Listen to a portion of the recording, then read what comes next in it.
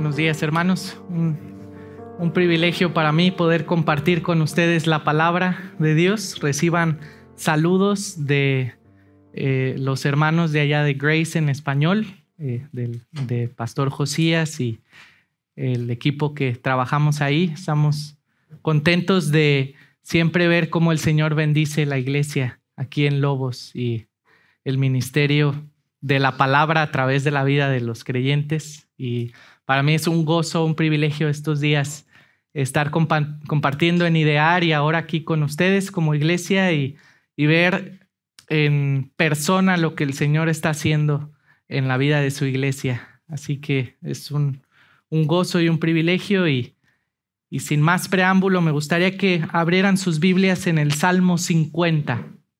El Salmo 50. Todo creyente es tan bendecido al contar con un salterio en el canon de la Escritura, un himnario hermoso, un himnario perfecto que nos presenta a nuestro Dios, que introduce, que describe tantas perfecciones de nuestro Dios. Y a veces es difícil pensar que todos los salmos han sido diseñados precisamente para ser cantados, que son expresiones de alabanza. Cuando encontramos porciones de los salmos donde vemos al salmista dolerse, lamentarse, llorar por su pecado, expresar un disgusto, expresar una sensación de oprobio por los enemigos de Dios. Pero todas esas son alabanzas a nuestro Dios que exaltan su nombre, que engrandecen su persona. Y es una realidad que definitivamente nos anima como creyentes a través de la lectura de los salmos a conocer nuestro Dios y mirar más nuestra condición a la luz de Él. Así que acompáñenme al Salmo 50. Voy a dar lectura al Salmo 50 y dice así: Salmo de Asaf. El Dios de dioses, Jehová, ha hablado y convocado la tierra. Desde el nacimiento del sol hasta donde se pone, de Sión, perfección de hermosura, Dios ha resplandecido. Vendrá nuestro Dios y no callará. Fuego consumirá delante de él y tempestad poderosa le rodeará. Convocará a los cielos de arriba y a la tierra para juzgar a su pueblo. Juntadme ahora, mis santos, los que hicieron conmigo pacto con sacrificio, y los cielos declararán su justicia, porque Dios es el juez. Selah. Oye, pueblo mío, y hablaré. Escucha, Israel, y testificaré contra ti. Yo soy Dios, el Dios tuyo. No te reprenderé por tus sacrificios, ni por tus holocaustos que están continuamente delante de mí. No tomaré de tu casa becerros, ni machos cabríos de tus apriscos, porque mía es toda bestia del bosque, y los millares de animales en los collados. Conozco a todas las aves de los montes, y todo lo que se mueve en los campos me pertenece. Si yo tuviera hambre, no lo diría a ti, porque mío es el mundo y su plenitud. ¿He de comer yo carne de toros o de beber sangre de machos cabríos? Sacrifica a Dios alabanza y paga tus votos al Altísimo e invócame en el día de la angustia. Te libraré y tú me honrarás. Pero al malo dijo Dios: ¿qué tienes tú que hablar de mis leyes y que tomar mi pacto en tu boca? Pues tú aborreces la corrección y echas a tu espalda mis palabras. Si veía al ladrón, tú corrías con él, y con los adúlteros era tu parte. Tu boca metías en mal y tu lengua componía engaño. Tomabas asiento, hablabas contra tu hermano. Contra el hijo de tu madre ponías infamia. Estas cosas hiciste y yo he callado. Pensabas que de cierto sería yo como tú, pero te reprenderé y las pondré delante de tus ojos. Entended ahora esto, los que os olvidáis de Dios, no sea que os despedace y no haya quien os libre. El que sacrifica alabanza me honrará, y al que ordenare su camino le mostraré la salvación de Dios. Oremos al Señor para pedir su dirección. Padre, rogamos en esta hora que bendigas tu palabra, que nos concedas, Señor, el privilegio de poder estar atentos a recibir tu palabra de tal manera que salgamos de aquí comprometidos con tu verdad en, en un corazón con la intención de alabarte y de presentar una vida de obediencia grata delante de ti. Gracias por este tiempo juntos y rogamos tu bendición en el nombre de Cristo Jesús. Amén. En el lenguaje musical existe un término que se llama notación musical. Y la notación musical se refiere precisamente a las reglas o la nomenclatura para escribir y para leer la música, sobre todo la música clásica. La gran mayoría de estos conceptos en la notación musical son conceptos en italiano. Probablemente ustedes estén más relacionados al italiano que yo, porque la gran mayoría de sus apellidos son italianos. Y, por ejemplo, existe un término que es el término forte, que literalmente significa fuerte, y esto indica que una melodía tiene que interpretarse precisamente con un volumen fuerte. No está hablando de velocidad, sino de intensidad. En cambio, hay otro término que es el término piano, y otro más que es pianísimo, que se utiliza para indicar que una melodía tiene que tocarse de forma suave. Ahora, imagínense que usted es un director de orquesta o un director de una orquesta de cámara, etcétera, de un ensamble musical, y que usted nunca ha estudiado la nomenclatura, la notación musical y el significado de estos términos. Imagine que el compositor de esa melodía está frente a usted, está sentado, expectante, a punto de escuchar lo que los músicos van a interpretar y la dirección que usted está por hacer. Y imagine que usted confunde el término forte con el término piano. Imagine el caos que va a ocasionar tanto con los músicos como la ofensa hacia el compositor.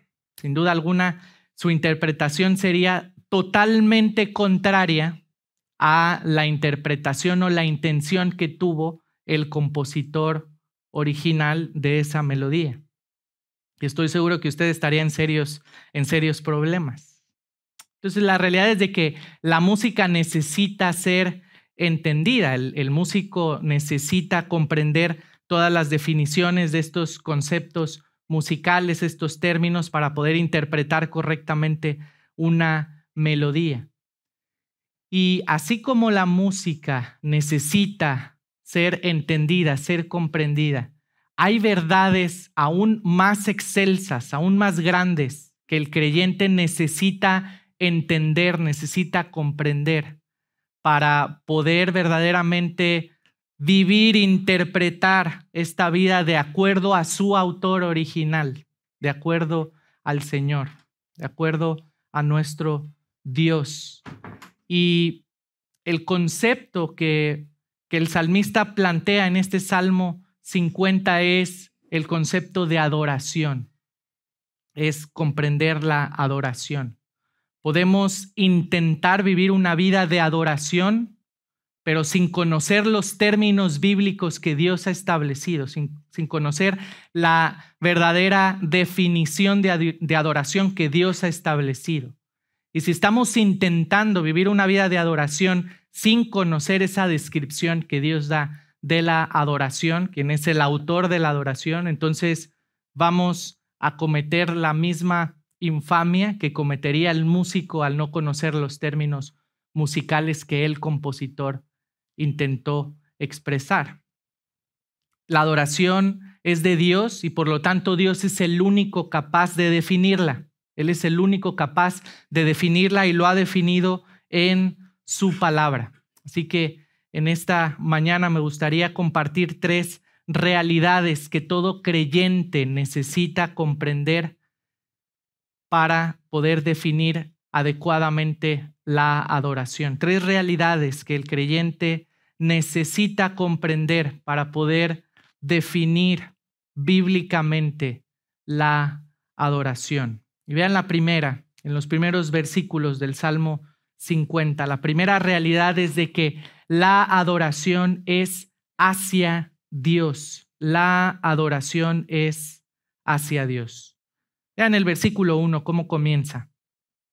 El versículo 1 comienza el salmista indicando unas verdades importantes respecto a esto. Comienza, por cierto, el versículo 1 diciendo Salmo de Asaf, aclarando que este es un salmo de Asaf. Este, de hecho, es el único salmo de Asaf que está fuera del libro 3, que está dentro del libro 2, en el libro de los Salmos, el único que aparece en esta sección. Asaf es un director de música en la adoración del templo, descrito en 1 de Crónicas capítulo 16, donde se menciona.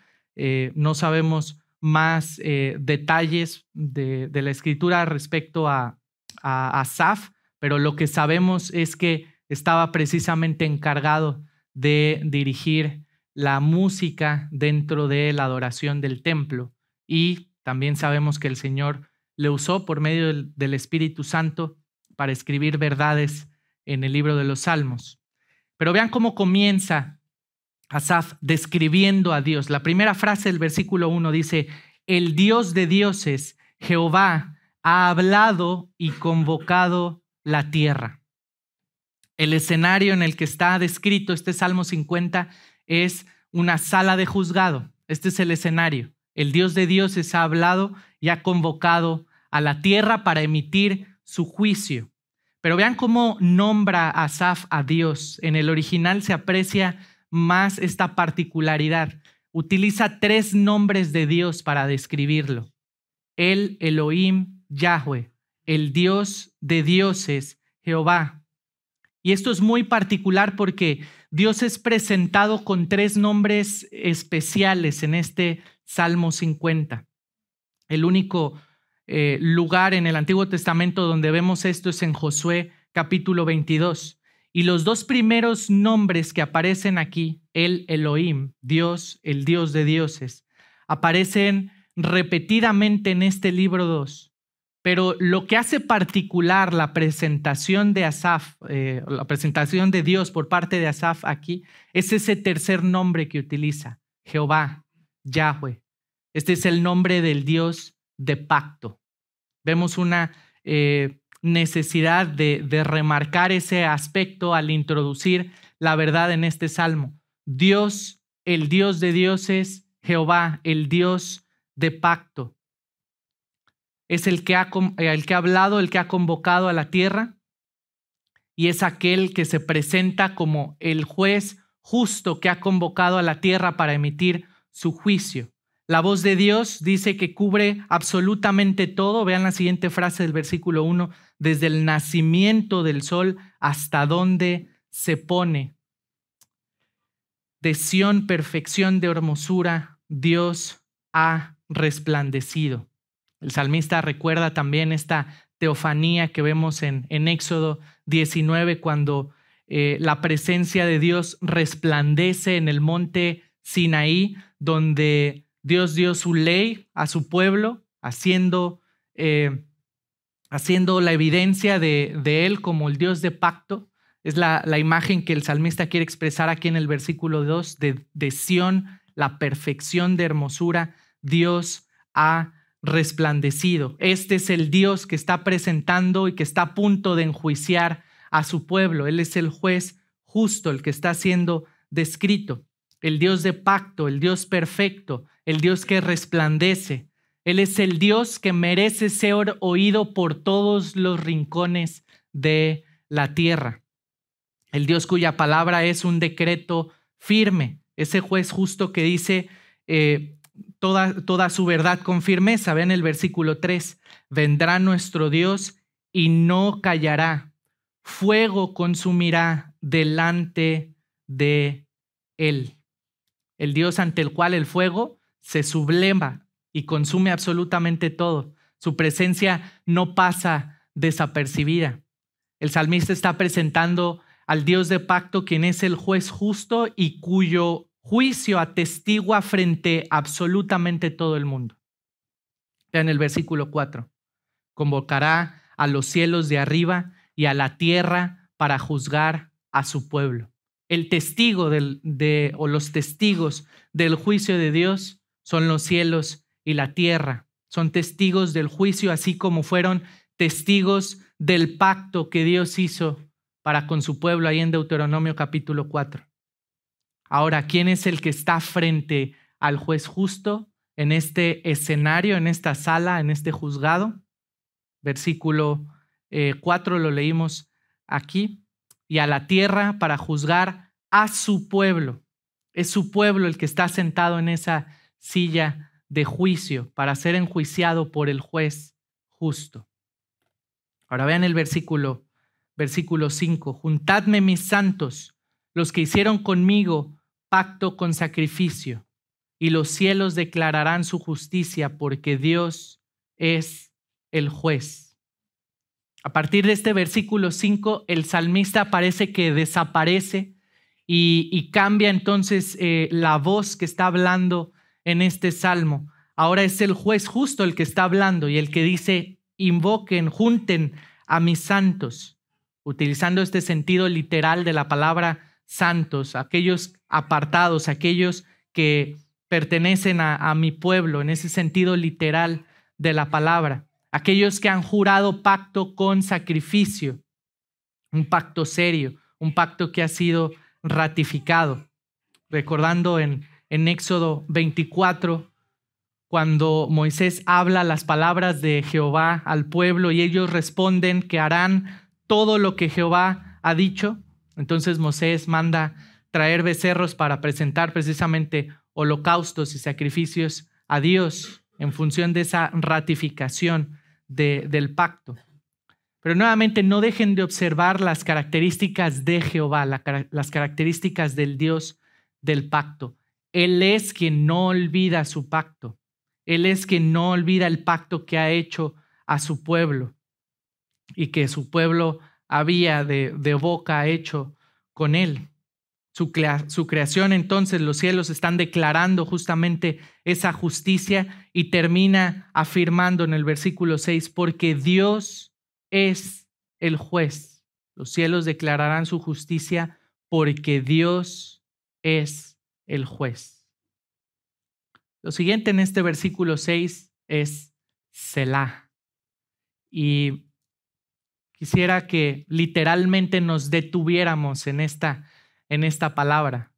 Muchas veces en nuestro tiempo de lectura de los salmos encontramos este término Selah y lo pasamos, pero literalmente significa una pausa. Selah es una pausa que con una intencionalidad el autor del salmo la pone en esta sección. Y creo que es muy evidente el por qué hay un Selah, por qué hay una pausa en esta sección del Salmo, porque definitivamente es una pausa necesaria para meditar lo que el salmista acaba de decir aquí. La pregunta para nosotros será, bueno, ¿sobre qué es lo que se ha dicho hasta aquí en este Salmo 50 que yo deba meditar? Y es que, ¿cuántas veces, hermanos, no nos detenemos a en verdad meditar quién es Dios? Lo que hasta aquí se ha dicho del Salmo 50 se ha dicho de Dios. Él es el Dios de dioses, Él es Jehová, Él es el Dios de pacto, Él es el juez justo, donde toda la creación está sujeta, es testigo de su justicia. Él es el Dios que es juez, el único que puede emitir el juicio santo, correcto, perfecto. Y si tenemos algún problema para hacer este tipo de pausa y meditar, entonces creo que no hemos comprendido realmente lo que en estos 6 versículos se acaba de decir. Estamos hablando en una manera resumida, concluyente, del Dios soberano. Estamos ante el soberano Dios, aquel que por su beneplácito se ha dado a conocer a su pueblo, aquel que es único, digno de recibir adoración. La adoración es hacia el Dios de dioses, Jehová. La adoración es únicamente y exclusivamente hacia aquel cuyos cielos y tierras son testigos de su juicio, aquel que es capaz de convocar a todas las naciones, de convocar a su pueblo para enjuiciarlo, aquel que es capaz de emitir un juicio justo. La adoración es hacia Él y nada más, hacia Él y nadie más. Él es el único digno de ser adorado por siempre. Si la intención de nuestro corazón es ser adoradores genuinos, entonces tenemos que entender que la adoración es hacia Él. La adoración es exclusiva hacia Él. Ahora veamos la segunda sección, y que es precisamente la segunda realidad para comprender la adoración bíblica. Vean el versículo 7, y esta es la segunda realidad. La adoración no solamente es hacia Dios, sino que la adoración es de Dios. La adoración es de Dios. Vean el versículo 7. Oye, pueblo mío, y hablaré. Escucha, Israel, y testificaré contra ti. Yo soy Dios, el Dios tuyo. Aquí literalmente estamos viendo la voz de Dios, también haciendo una alusión al Pentateuco. El Shema, oye, pueblo mío, y hablaré. Israel, su pueblo, está a punto de ser juzgado. El juez justo está hablando a su pueblo y se presenta diciendo: yo soy tu Dios, yo soy el Dios tuyo.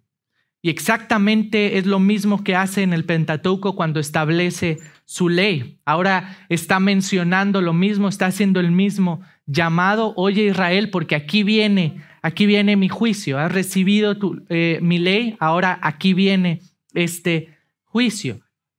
Y pide su atención y les recuerda precisamente quién es Él, usando las mismas palabras cuando dio su ley. Ahora vean el versículo 8. No te reprenderé por tus sacrificios, ni por tus holocaustos que están continuamente delante de mí. Ahora, aquí aparentemente pareciera que está hablando de una amnistía. Pareciera que está hablando, o simple y sencillamente que está pasando la violación que el pueblo ha hecho a su ley por la manera en la que ha presentado sus holocaustos y sacrificios. Pero desde luego que no es así. La forma de actuar justamente de Dios no es amnistía, no es simple y sencillamente olvidar el mal que su pueblo ha hecho, olvidar el mal que nosotros hemos hecho, el pecado que intencionalmente hacemos delante de Él. Los sacrificios y holocaustos que yo mencionaba hace un momento en ratificación que el pueblo hizo ante la respuesta del pacto que Dios hizo con ellos aparecen aquí. Su condena va más allá solamente de acciones externas, sino que a lo que está apuntando el Señor es al juicio de las intenciones internas del corazón que han llevado a esta expresión de sacrificios y holocaustos externos. Escuche lo siguiente, hermano. El corazón es el centro de control de nuestra adoración. El corazón es el centro de control de nuestra adoración. Si queremos ser adoradores genuinos, adorar a Dios de acuerdo a la definición bíblica, tenemos que entender que una adoración genuina nace de un corazón genuino, que la adoración genuina nace precisamente del centro de control de nuestra adoración, que es el corazón. El Señor aquí está juzgando entonces a su pueblo porque Él está viendo las intenciones de su corazón. Él considera esos sacrificios, esos holocaustos externos como huecos, como meramente vanos. Y esto prueba que el corazón del hombre es engañoso. No lo examinamos continuamente, no nos fiamos en nuestros actos externos sin verdaderamente ver qué es lo que está acompañando esos actos externos a nuestro corazón. Aquello que hacemos externamente siempre va acompañado de una intención interna genuina. Y si genuinamente nuestra adoración es para el Señor, entonces eso sería evidencia de que nuestro corazón está alineado a la voluntad de Él. Hermanos, esto es serio. Piensen las implicaciones para nosotros hoy en día ante esta realidad de este lado de la cruz. ¿Cuántas veces no vivimos un cristianismo externo, un cristianismo superficial, un cristianismo que cumple con requisitos externos que evidenciarían la vida de un cristiano, pero que no está siendo acompañado de un corazón cuya intención genuina, sincera, es adorar a Dios? Venir a la iglesia es fácil, cantar, leer, pasar tiempo a veces en oración en ciertos momentos del día. Es fácil, cumplir de manera externa es fácil, pero cumplir con una motivación correcta, con un corazón correcto, alineado, dirigido a Dios, pensando intencionalmente que mi adoración es hacia Él, porque mi adoración es precisamente de Él, ahí es donde tenemos que sacrificar a nosotros mismos. Ahí es donde vemos la dificultad que aún como creyentes tenemos por seguir en este cuerpo de carne para poder abiertamente presentar una vida de adoración a Dios. Que nuestras expresiones externas sean precisamente expresiones que nacen de un corazón interno, genuino, agradecido con Dios. Vean el versículo 9 y versículo 10. Continúa el Señor diciendo esta realidad a su pueblo: no tomaré de tu casa becerros, ni machos cabríos de tus apriscos, porque mía es toda bestia del bosque y los millares de animales en los collados. Dios está haciendo un distintivo importante aquí. La verdadera adoración reconoce el hecho de que todo lo que presentamos delante de Él es suyo. La verdadera adoración responde o reconoce al hecho de que todo lo que podemos presentar delante de Dios es suyo. Nada es nuestro. No hay nada que venga honestamente de nosotros, porque todo es de Él. Todo le pertenece. ¿Y por qué Dios hace la aclaración en este discurso hacia su pueblo? Y aquí está la respuesta. Porque tenemos la tentación de ver a Dios como nosotros. Tenemos la tentación de ver a Dios como si Dios fuera uno de nosotros. Pensamos que Dios está necesitado de nuestra adoración. Pensamos que Dios está necesitado en el contexto de los sacrificios, de los holocaustos, de los rituales, de nuestra obediencia. Y al final solo revela un corazón que está centrado en uno mismo, un corazón que está centrado en nosotros mismos, un corazón convenenciero. Si a Dios le doy lo que Él pide, si yo hago lo que Dios pide en su palabra, entonces seguramente voy a recibir lo que yo quiera. Él me va a dar lo que yo quisiera. Hermanos, lo triste es que como creyentes seguimos teniendo en muchas ocasiones una idea mística de esto, un concepto erróneo. Pensamos que, nuevamente, si venimos a la iglesia, si empezamos el día orando, si empezamos el día leyendo la palabra, entonces por consecuencia obvia todo nos va a salir bien en el día. Vamos a recibir bendición en el día, como si fuera un aspecto místico. Ahora, mi intención no es desanimarle a hacer eso, al contrario, animarle a hacerlo con esa intencionalidad y con la evidencia y la certeza de que si estamos dando prioridad a Dios, por ejemplo, en el día para la oración, para la lectura de la palabra, evidentemente gracias al consejo de Dios por medio de su palabra, nuestra vida va a ser más sencilla, va a ser más simple, va a ser más orientada a glorificarle, a tomar decisiones que expresen el consejo de Dios, la sabiduría de Dios, a librarnos de ceder a la tentación, de ceder a problemas que fácilmente lo haríamos o nos involucraríamos sin la palabra de Dios, sin el consejo de Dios, sin la dirección de Dios, sin su dependencia a Él. Y un peligro enorme que el Señor está resaltando en estos versículos es hacernos una imagen de Dios a nuestra imagen. Hacer de Dios una imagen que es similar a nosotros, hacerlo a nuestra imagen. Vean el versículo 11. Conozco a todas las aves de los montes, todo lo que se mueve en los campos me pertenece. Si yo tuviere hambre, no te lo diría a ti, porque mío es el mundo y su plenitud.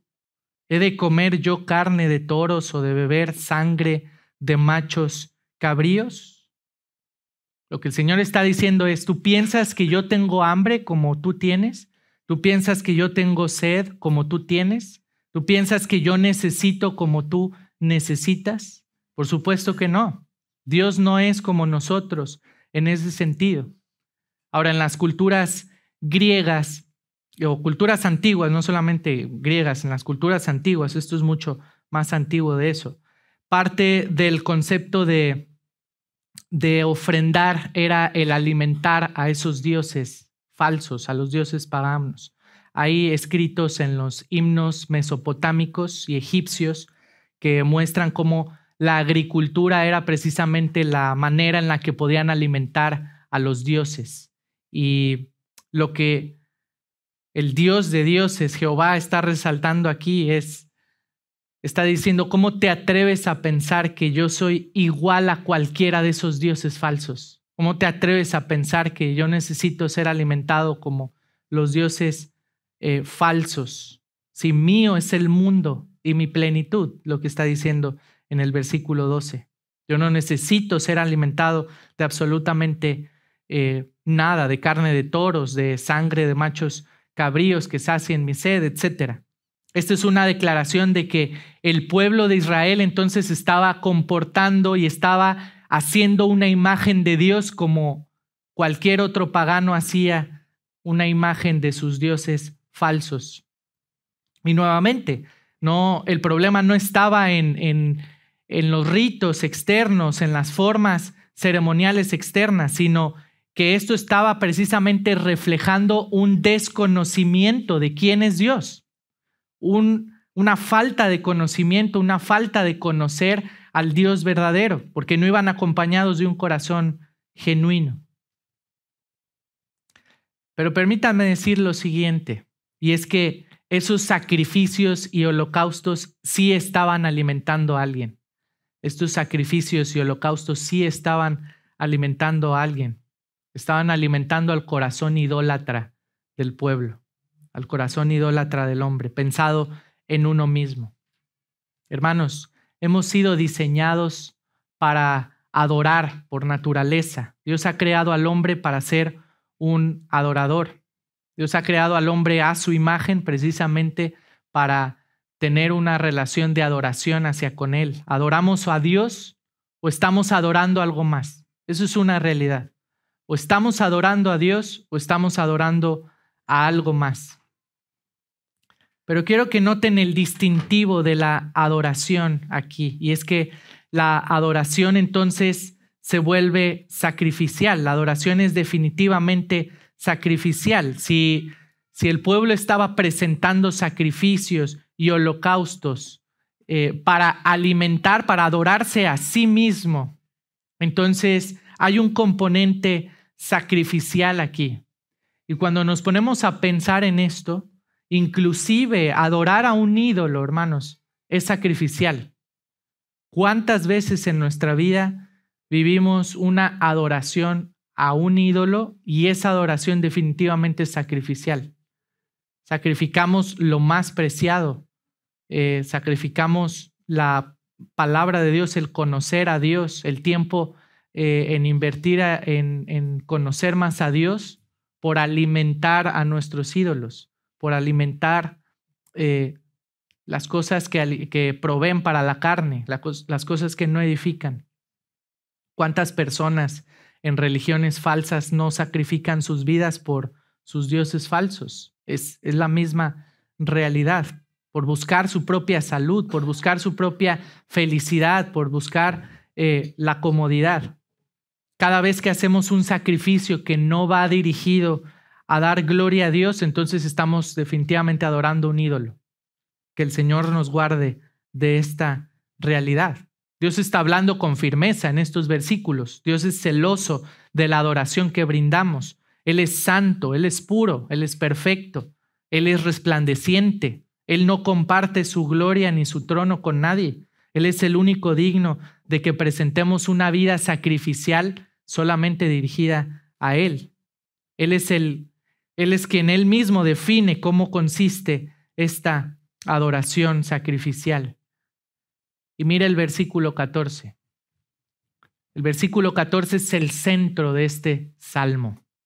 Es el centro de este salmo y lo que yo llamo precisamente la definición que Asaf está diciendo de adoración. Esta es la definición de adoración. Versículo 14. Sacrifica a Dios alabanza y paga tus votos al Altísimo. E invócame en el día de la angustia, te libraré y tú me honrarán. Si pudiéramos definir el concepto de adoración, si pudiéramos definirlo, resumirlo con dos palabras, estas serían las dos palabras. Adoración es igual a alabanza y obediencia. Adoración es igual a alabanza y a obediencia. Vean estos dos componentes que Asaf menciona en el versículo 14, obviamente en voz de nuestro Dios. Estos dos componentes son inseparables, son dependientes el uno del otro. Vean la primera parte, sacrifica a Dios alabanza. Sacrifica a Dios alabanza. La adoración sacrificial nace precisamente de un corazón centrado en Jehová, un corazón centrado en Él y expresado en alabanza. En palabras de nuestro Señor Jesucristo, de la abundancia del corazón habla la boca. Esta misma realidad define cuando queremos precisamente expresar gratitud a Dios. Esa gratitud nace de un corazón alineado a Él. Por eso la adoración nace de la alabanza. La alabanza es cualquier expresión audible que nace de un corazón agradecido con Dios, de un corazón que reconoce quién es Dios. Por eso cuando cantamos, estamos alabando a Dios, estamos expresando audiblemente nuestra gratitud a Él, estamos expresando audiblemente quién es Él, lo que Él hace en nuestras vidas, lo que Él ha hecho por salvarnos. Es esa expresión de gratitud. Recuerde también que un distintivo de todo creyente es precisamente que da gracias, en contraste con el distintivo del hombre natural descrito ahí en Romanos 1, que es ingrato. No le conocieron igual que a Dios, ni le dieron gracias, dice Pablo en la descripción del hombre natural. Un distintivo de un creyente genuino es que siempre tiene un corazón agradecido a Dios y esa gratitud es expresada de manera audible. Eso es alabanza. Alabanza entonces es un elemento fundamental de la adoración. ¿Usted quiere ser un adorador bíblico? Usted necesita entonces alabar a Dios continuamente, en su tiempo de oración, en su tiempo devocional, en el tiempo que estamos juntos como iglesia, expresando audiblemente, reconociendo, predicando el evangelio a quienes no lo conocen. Es una expresión de alabanza a Dios, el predicar las virtudes, el anunciar las virtudes de aquel que nos llamó de las tinieblas a su luz admirable, como lo expresa Pedro. Esta es una realidad sacrificial y un componente sacrificial en la vida de adoración del creyente, expresado en la alabanza. Ahora pensemos nuevamente, ¿por qué es sacrificial? ¿Por qué es que hay un componente sacrificial en nuestra alabanza? ¿Por qué es que describe el versículo 14 a la alabanza como un sacrificio? Bueno, no solamente está queriendo contrastar poéticamente el uso o el término de sacrificio, sino porque realmente es un sentido sacrificial cuando yo estoy expresando, reconociendo a Dios, reconociendo con gratitud quién es Él, lo que Él ha hecho en mí. Estoy entonces negándome completamente a buscar cualquier tipo de gloria que yo pudiera merecer. Si soy capaz de dar gracias a Dios, entonces estoy negando completamente que toda cosa buena, toda virtud que pudiera hallar en mí viene de mí mismo. Es solamente de Él, es solamente por Él. Estoy reconociendo que Dios es el sustentador de absolutamente todo. Estoy reconociendo su soberanía. Es un acto de humillarme a mí mismo, de decir, de ver lo inútil que soy yo, lo inútil, lo incapaz de poder vivir esta vida por mí mismo. Por eso es sacrificial. ¿Cuántas veces nos cuesta trabajo reconocer eso delante de Dios o reconocer eso incluso en conversaciones con otros? Reconocer que no somos meritorios de nada, que Él recibe toda la gloria. El mundo promueve la alabanza del hombre. Vivimos en una sociedad humanista. Los medios, las redes alimentan precisamente esa validación, ese reconocimiento del hombre. ¿Cuántas veces damos por sentado tantas bendiciones que recibimos de Él? O peor aún, pensamos que las hemos alcanzado por nosotros mismos. Nuestras acciones de gracias muchas veces se ven cortas porque no nos detenemos a pensar quién es Dios, no nos detenemos a meditar, a conocer más a través de su palabra quién es Él, lo que Él verdaderamente ha hecho por nosotros en una actitud amorosa, compasiva, para crecer en alabanza. Un buen termómetro de esta realidad es nuestro tiempo de oración, donde muchas veces invertimos más tiempo de oración en la parte de la petición, porque nuestras palabras se quedan cortas en el tiempo de gratitud. Y es un imperativo para nosotros para conocer más a Dios y exaltar más su nombre, tener más elementos para exaltarle. Ahora vean el segundo componente de la adoración. Sacrifica a Dios alabanza. El segundo componente es la obediencia. La segunda parte del versículo 14. Y paga tus votos al Altísimo. Paga tus votos al Altísimo. Literalmente se está refiriendo al cumplimiento del pacto que el pueblo de Israel había hecho para con Jehová, de vivir una vida en obediencia, una vida acorde a su ley. Jehová es el Altísimo, es el Dios de pacto. Evidentemente, la adoración también consiste en este aspecto de obediencia al Altísimo. Dios no rebaja su ley, no rebaja su estándar de santidad. Él exige la obediencia de todo hombre.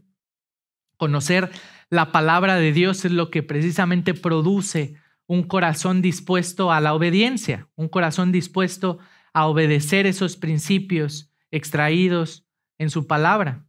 Si vivimos entonces obedeciendo la palabra y expresando la gratitud en nuestro corazón hacia Él, entonces estamos viviendo una vida de adoración. Mientras más conozco a Dios a través de su palabra, más expreso esa alabanza a su nombre, esa gratitud por reconocer quién es Él, por reconocer lo que yo soy sin Él, reconocer a su Hijo Jesucristo en quien he tenido salvación. Más entonces me motiva, me anima, haya mi corazón una motivación correcta para vivir en obediencia. La obediencia es lo que armoniza perfectamente a nuestra alabanza. Por eso es que resume el concepto de adoración. Una vida caracterizada de alabanza sin obediencia es una vida de hipocresía y viceversa. Una vida que no persiste en obediencia, que persiste en obediencia, pero no está provocando una alabanza, una gratitud a Dios, entonces no está realmente expresando una vida de adoración. Ahora, la realidad en esto es que Dios hace esta exhortación acompañada de una promesa en el versículo 15. Vean cómo Dios mismo es quien ha establecido y definido en lo que consiste la adoración, pero también establece una promesa esperanzadora. Versículo 15. E invócame en el día de la angustia, te libraré y tú me honrarás. Dios promete bendición a todo aquel que le adora, a todo aquel que obedece, que sacrifica alabanza, que paga sus votos al Altísimo, como hablaba específicamente aquí a su pueblo. Aquel cuya vida es caracterizada por adorar a Dios, alabándole, obedeciéndole, tiene entonces la certeza de que en la angustia Dios le va a librar. Tiene esa confianza segura de que en la angustia Dios le va a librar. Y el resultado de eso, ¿cuál es, hermanos? Vean la última parte del versículo 15. Y tú me honrarás. El resultado de eso es más adoración. ¿Cómo puedo crecer yo en adoración a Dios? Adorándole más y más. Es algo tal vez un poco confuso ante nuestra lógica humana, pero en el esfuerzo activo de ser un adorador genuino delante de Dios, de ser un adorador en espíritu y en verdad, como en palabras de nuestro Señor Jesucristo en Juan 4 es descrito, en ese esfuerzo entonces yo puedo confiar en Dios, y al ver la confianza de Dios, a ver la providencia de Dios, su soberanía en mi vida, entonces esto va a producir más adoración en mí, más anhelo por alabarle, por obedecerle, por vivir para su gloria. Qué realidad tan esperanzadora, el saber que Dios mismo es el que nos faculta para ser adoradores genuinos, para ser adoradores en espíritu y en verdad. Esto es evidente porque la adoración es de Él, la adoración viene de Él. Lo que Él nos pide, lo que Él nos demanda para nosotros como adoradores, Él mismo lo provee, Él mismo nos da, nos faculta de su palabra para poder presentar delante de Él una adoración genuina. Dijimos que la adoración es hacia Dios, dijimos que la adoración es de Dios, y vean el tercer concepto, la tercera realidad. La adoración es por Dios. La adoración es por Dios. Vean el versículo 16. Versículo 16. Pero al malo dijo Dios: ¿qué tienes tú que hablar de mis leyes y qué tomar mi pacto en tu boca? Pues tú aborreces la corrección y echas a tu espalda mis palabras. Vean un contraste aquí con la realidad antes descrita. No olvidemos el escenario ante el cual estamos situados. Dios, el juez justo, tiene en la silla del acusado a su pueblo, tiene frente a sí a su pueblo para emitir su juicio. Y lo que el juez justo está acusando aquí al hombre malo es acusarlo de hipocresía. Noten cómo dice ahí en esta pregunta retórica: ¿qué tienes tú que hablar de mis leyes y qué tomar mi pacto en tu boca? Lo que está diciendo con estas palabras sería: ¿con qué derecho usas mis palabras? ¿Con qué derecho usas el pacto que yo he hecho contra ti? ¿Con qué derecho te atreves a ceremonialmente, externamente ofrecer sacrificios y holocaustos siguiendo la forma ritual que he descrito, pero que no va acompañado de un corazón sincero, de un corazón genuino? Si aborreces la disciplina, si le das la espalda a mis palabras, es decir, usas solo la palabra a tu conveniencia para enfocarla en otros, pero no en ti mismo, para dar una imagen externa, para querer tener beneficios, pero no directamente en una intención dirigida hacia Dios. Ahora, quiero que noten cómo en los versículos anteriores Dios está acusando a su pueblo de faltar ante la relación más importante, que es ante él mismo. Pero a partir de aquí de este versículo 16, ahora acusa Dios a su pueblo por faltar ante la relación con los demás, por las faltas cometidas hacia los demás.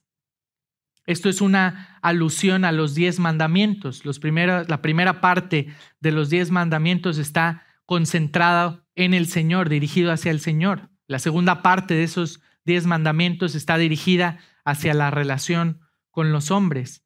Y esto resume también la explicación de la ley que hace el Señor Jesucristo en Mateo 22. Amarás al Señor tu Dios con todo tu ser y a tu prójimo como a ti mismo, en el resumen de esta ley.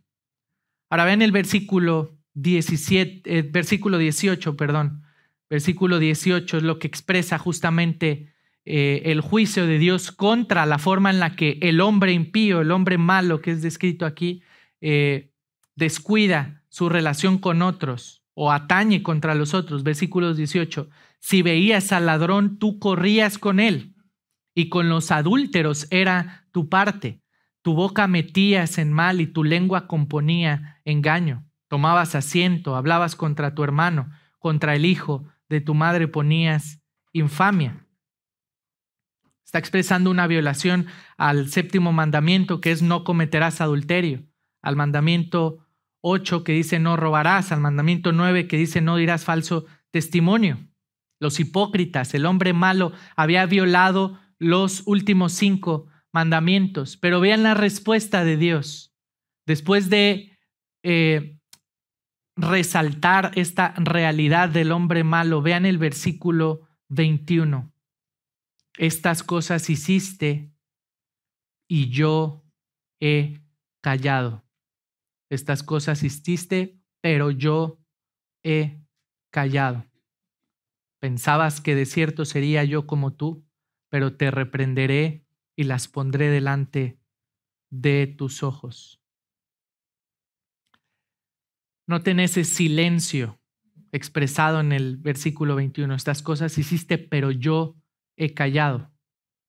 Ese silencio, sin duda alguna, es la misericordia de Dios, el silencio del juez justo en alusión a su misericordia. Una vez más presentada la misericordia, una vez más está retenida la ira de Dios, la justicia de Dios, una vez más retenida. Pero esto debe ser visto con esa seriedad, porque si está retenida significa entonces que pronto llega el juicio. Al final, el juicio de Dios contra la desobediencia será manifiesto. Llegará el día en que la misericordia dejará de ser aplicada y dará pie al cumplimiento de su juicio. Esa segunda parte del versículo 21. ¿Pensabas que de cierto sería yo como tú? En función de pasar por alto tu hipocresía, la ofensa ante mi ley, ante la realidad de mis estatutos. Por supuesto que no. Aquí viene la explicación. Te reprenderé y las pondré delante de tus ojos. El pensamiento nuevamente el llegar a pensar, el llegar a considerar que Dios es como nosotros, es probablemente el pensamiento más necio que pueda existir en el corazón del hombre. Un comentarista dice lo siguiente, escuchen, el hombre malo piensa totalmente que tiene a Dios igual de confundido que a los hombres contemporáneos respecto a sus verdaderas intenciones.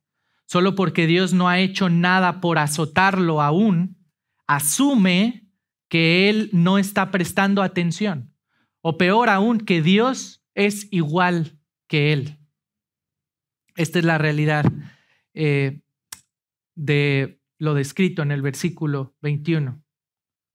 Dios, por supuesto que está atento y es su misericordia la que retiene precisamente ese juicio contra el hombre malo.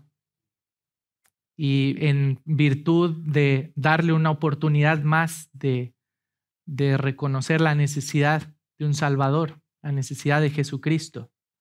Pero esto terminará. Esto no significa que Dios lo está olvidando, sino que Él va a cumplir ese azote que ha prometido, que apela a su carácter justo, su carácter de juez justo. Pero vean nuevamente la misericordia de Dios en el versículo 22. Vuelve a aparecer. Este es nuestro Dios amoroso. Versículo 22. Entended ahora esto, los que olvidáis de Dios. Esta es la sección aplicativa del Salmo. Después de describir este escenario del juez justo frente a su pueblo que está siendo acusado, que está siendo descrito como hombre malo, que violenta la ley, que alterca contra la ley de Dios. Aquí está la aplicación. Entiendan ahora esto, los que olvidáis de Dios, no sea que os despedace y no haya quien os libre. La adoración es por Dios, por su misericordia. Nosotros, por medio de su misericordia, es que podemos adorarle. Por medio de la provisión que Él ha dado a nosotros, que es su misericordia, es que podemos presentarnos delante de Él y presentar adoración a Él. Es por medio de Él, es por lo que Él hace en nuestras vidas, es por la misericordia de Él que podemos voltear nuestros ojos a Él, que podemos presentar una vida de adoración a Él. Y vean cómo termina el Salmo en el versículo 23. El salmista concluye reiterando la afirmación del versículo 14, reiterando esa misma afirmación del versículo 14 con otro lenguaje de palabras. Dice, el que sacrifica alabanza me honrará, y al que ordenare su camino le mostraré la salvación de Dios.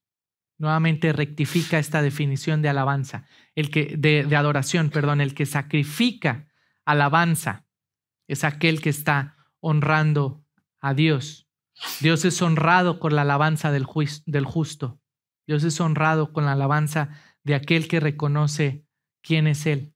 El verdadero adorador será librado, será salvado de ser despedazado. Será librado de la ira de Dios que está contra él todos los días. Aquel que adora sacrificialmente a sus ídolos en su corazón, a los falsos dioses. Pero pensemos en la siguiente realidad, hermanos, y la realidad que Asaf y el pueblo de Israel, incluso nosotros como iglesia en este lado de la cruz, podríamos estarnos preguntando, bueno, entonces, ¿quién puede? ¿Quién puede ser un adorador así? ¿Quién puede verdaderamente dirigir su vida en sacrificio de alabanza, en pagar los votos al Altísimo, en ordenar su camino, como es descrito aquí en el versículo 23? ¿Quién puede en verdad sacrificar alabanza y cumplir con todo esto? La respuesta la sabemos nosotros. Israel no pudo. Israel no pudo. Nosotros no podemos. Pero hay uno que sí pudo. Hay uno que sí puede. Es Jesucristo, su Hijo amado. Él es el ejemplo de la perfecta adoración. Él es quien a la perfección ha sacrificado alabanza, ha exaltado el nombre del Padre. Y por supuesto ha pagado los votos al Altísimo. Ha respondido en una obediencia perfecta, haciéndose obediente hasta la muerte y muerte de cruz. Y vemos el cumplimiento del versículo 14 también, y del 23. Por lo cual Dios también le exaltó hasta lo sumo y le dio un nombre que es sobre todo nombre. Dios honrando a su Hijo en la obediencia perfecta de su Hijo que Él ha prometido en el versículo 14. Es su perfecto Hijo. Él es quien ha vivido esa vida sacrificial en gratitud al Padre. La única forma de vivir una vida de adoración genuina es a través de Jesucristo. No esperemos al día del juicio. Vengamos a Él. Si tu cristianismo es ritualista, es superficial, si te das cuenta de que no va acompañado de un corazón genuino con el Señor, probablemente necesitas conocer aquel que es el verdadero adorador, al Señor Jesucristo.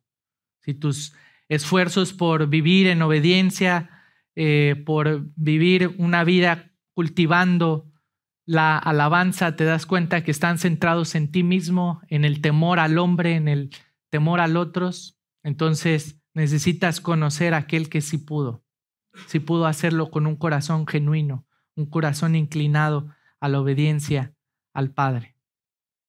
Ahora, si tú estás en Cristo verdaderamente, entonces la pregunta para nosotros tiene que ser, ¿en verdad tu vida se caracteriza por rendir una vida de alabanza a Dios? Cuando cantas, ¿lo haces con entendimiento? Cuando oras, ¿lo haces con una actitud de devoción, de gratitud, de reconocimiento a Dios? ¿Cuán agradecido es tu corazón en tu tiempo de oración? ¿Cuán agradecido es tu corazón en función de poder expresar gratitud a Dios incluso cuando las cosas no nos salen bien, incluso cuando cedemos por nuestra necedad a la tentación, incluso cuando obedecemos y el resultado inmediato de la obediencia no es bendición, no es un suceso grato en nuestras vidas? Estamos expresando aún gratitud en eso, como vemos en el Nuevo Testamento. Estamos obedeciendo a dar gracias a Dios en todo, que esa es la voluntad de Dios. O pensamos que de alguna manera puede ser válido pensar en nosotros mismos en alguna situación de la vida. ¿Cuán real es la palabra de Dios en nuestro diario vivir? ¿Cuán real es la palabra de Dios en el momento de tomar decisiones importantes?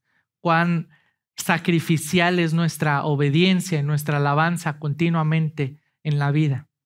Hermanos, que el Señor nos conceda verdaderamente convertirnos en adoradores genuinos, adoradores en espíritu y en verdad. Él nos ha facultado, a nosotros como iglesia, nos ha facultado con su Espíritu Santo, con la verdad completa de su palabra.